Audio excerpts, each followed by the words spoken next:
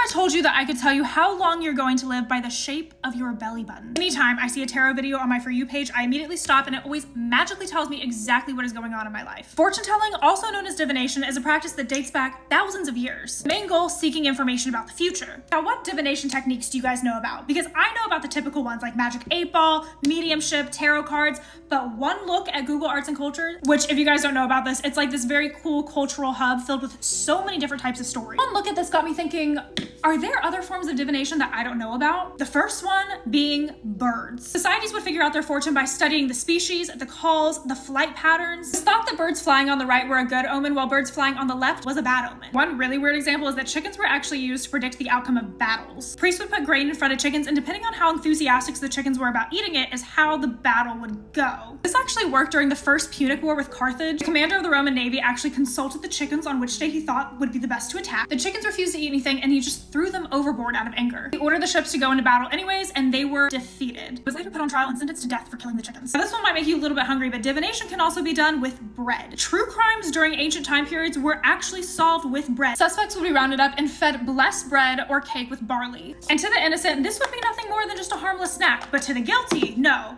They would have an upset stomach. Even if you thought that the cake tasted bad, you were guilty. It's likely that the bread was selectively poisoned, so whoever the judge needed to be guilty would get sick. What if I told you that I could predict how many kids you were going to have with just a ring around your necklace? While there's so many different versions of this, the most popular form came from the Middle Ages in Europe. It would be a set of 7 rings suspended in the air, each representing a different day of the week. And sometimes it would even be above letters so it could spell things out. And if you thought that it couldn't get weirder than this, molybdomancy. Melted metal is liquefied and then poured into cold water. This metal hardens into a really weird shape. They use these shapes to interpret what's going to happen in a person's life over the next year. Okay, but if you want to know how people can know your fortune just by looking at your poop, follow me over to Google Arts and Culture.